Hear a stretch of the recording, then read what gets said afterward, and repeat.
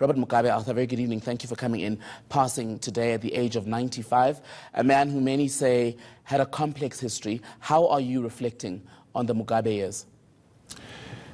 The people of Zimbabwe are mourning. Africans across the continent are mourning. Why are they saddened? They're saddened by the passing on of Robert Mugabe, the first prime minister of independent Zimbabwe, the first executive president of independent Zimbabwe, a freedom fighter who spent 21 years from 1959 to 1980 fighting for the liberation of his own country, a Pan-Africanist in the genre of Sobukwe, Kwame Nkrumah, Ben Bella, one of the founding fathers and mothers of Zimbabwe. Among them, Jane Ngwenya, Ruth Shinamano, Victoria Chitepo, Joshua Ngomo, Edson Jobbo, Dumiso Dabengwa, Ndabaningi Sithole, Edgar Tekere. Mugabe is one of those, the founding fathers and mothers of Zimbabwe. Let's start with a bit of history. From 1975, when he walked across to Mozambique with Edgar Tekere, and on October 1975, after Magagao Declaration, the freedom fighters appointed him their spokesperson. And then at the conference in Chimoyo in 1977, he became the official leader of ZANU. From 1977 to 2017, 40 years, Mugabe was the central political player in Zimbabwe, the key political figure in those 40 years. And of course, we know the legacy of Robert Mugabe is conflicted. The legacy of Robert Mugabe is complex. But as we mourn him today, we must celebrate the positive aspects of his legacy. Education, land revolution in Zimbabwe, Pan-Africanism, anti-imperialism. He was a colossus in those areas. However, the legacy is dented by Gugurahundi, Murambatsvina, human rights violation, lack of democracy, poor country governance, and let's talk mismanagement of the economy. But however, we are saying we must celebrate the positive aspects of his legacy, and from his negative activities, we must pick up lessons and move forward. But as Africans, we must mourn the departure of a founding father, the departure of the first leader of independent Zimbabwe. And we pick up lessons from the transgressions of Robert Mugabe. We'll get to the lessons in a moment, but you paint, like with any other revolutionary figure in history, Mugabe's story started off quite well. I mean, there was economic prosperity, schools, education, all was going well in Zimbabwe. What led to his unraveling and some of the bad decisions in the subsequent decades? 40 years is too long a period for a leader to be on top, 37 of which he was leading a country. That's not a good democratic tradition. You become dysfunctional. So, for example, I fought Mugabe for 30 out of the 40 years. From 1987 to 2017, I was in opposition to Mugabe. Of course, we had a brief period from 2009 and 2013 when we were working together, but still I was coming from a different political party. So of his 40 years on top, I was in opposition to him for 30 years, which means that the longer you stay in power, there is a tendency to regress. There's a tendency for corruption, misgovernance. There's a tendency to become an albatross around a nation. So he overstayed his welcome. But as we mourn him, as we are saddened by his departure, the emphasis is on the legacy, the positive legacy, liberation, Pan-Africanism, anti-imperialism, land. But surely then the people of Zimbabwe in this period of his passing cannot be expected, as you're saying, to focus on the positive aspects. What do you say to those who say their families suffered greatly at the hands of Mugabe's government? Zimbabweans living in South Africa watching tonight who say, had it not been for the decisions that he made, they would still be back home enjoying the erstwhile prosperity of the country. Zimbabweans are much more broad-minded than you are picturing. I've already alluded to the transgressions. 20,000 people killed during Gukrahundi.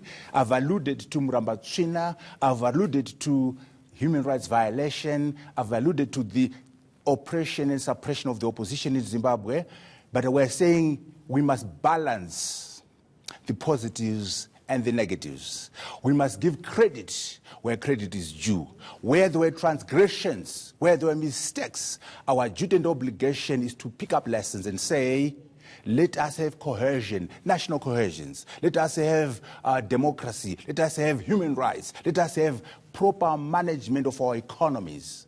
And so we do take cognizance of the areas where Mugabe's legacy is dented. We call it a conflicted legacy. We call it a complex legacy. And Zimbabweans must be mature enough to acknowledge the positive. They must be mature enough to acknowledge the negative aspects and say, what can we learn from these? But on balance, as Africans, we must mourn the departure of one of us. Let's talk then.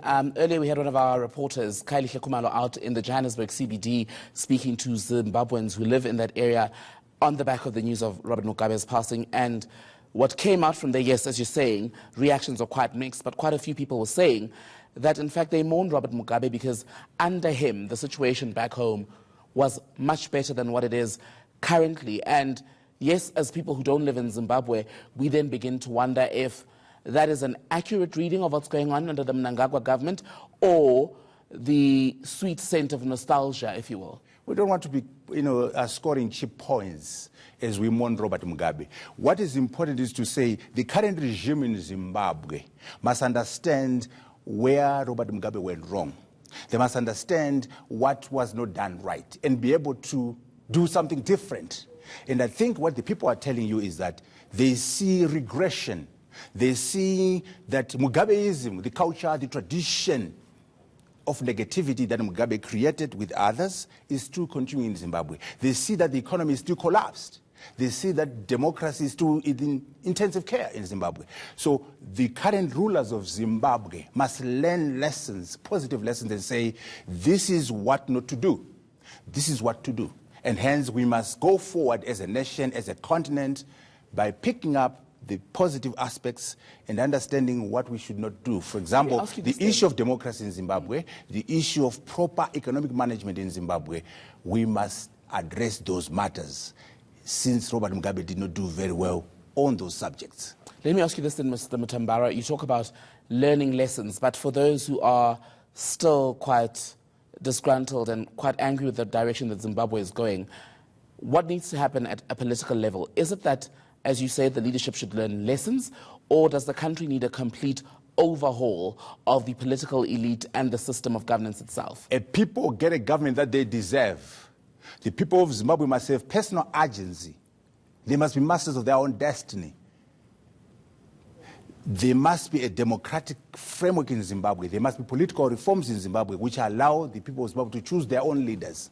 And the people of Zimbabwe must be actively engaging with themselves, with the government, with everybody else, to make sure we create conditions in Zimbabwe that allow for free and fair elections. Once we do that, the people of Zimbabwe must be masters of their own destiny. When we say lessons, we're simply saying that those who seek to become leaders, president, members of parliament, councillors, mayors, must pick up lessons on governance, lessons on democracy, lessons on economic management. And people of Zimbabwe must also learn that Robert Mugabe fought from 1959 to 1980 against minority rule. He went to jail for 11 years, which means there is no such thing as a free lunch. The struggle must continue if there's going to be a better dispensation in Zimbabwe. And the people of Zimbabwe must struggle the way Robert Mugabe struggled, the way the freedom fighters picked up arms of war. But why should they struggle? I'll ask you the question, why should they struggle when the political elite could just do the right thing? Because they've elected them with certain expectations. Why don't they just get a leadership that does right by the citizenry? There's enough diploma go around. That's why I say that the leadership must pick up lessons and do the right thing. That's the starting point. But the people also must be active and create their own change. So everyone must take responsibility for what is going on in Zimbabwe, but in particular the leadership, of course, must make sure that they address the issues and matters. But I'm not very keen on, on scoring political points against Mnangagwa during this time of remembering moment with Robert Mugabe. This moment is about Robert Mugabe. Let's talk then about Robert Mugabe, because you were in leadership along with him, Deputy Prime Minister, during that 2008-2009 power-sharing agreement. How did you experience him in that time where he was somehow, well, basically forced, wasn't he, to cooperate with the opposition, because that coalition didn't last very long? It lasted 5 years. One thing you can't take away from Robert Mugabe is conviction. He could be wrong. He could be going in the wrong direction, but he was a man who was driven by conviction, a man who was determined. When he was fighting in the liberation struggle, he was going in the right direction. After independence, when he was doing some of the transgressions, he was convinced he was doing the right thing, but he was going in the wrong direction.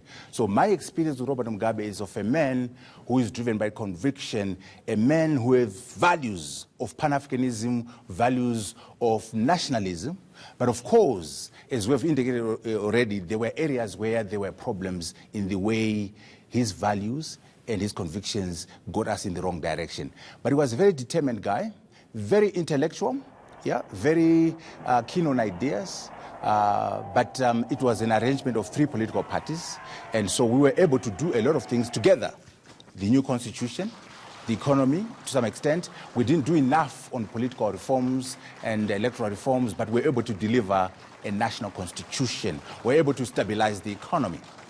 So the 5-year experience was a positive experience for the country. Arthur Mutambara, Zimbabwe's former Deputy Prime Minister, I thank you for your time. Thank you for this opportunity.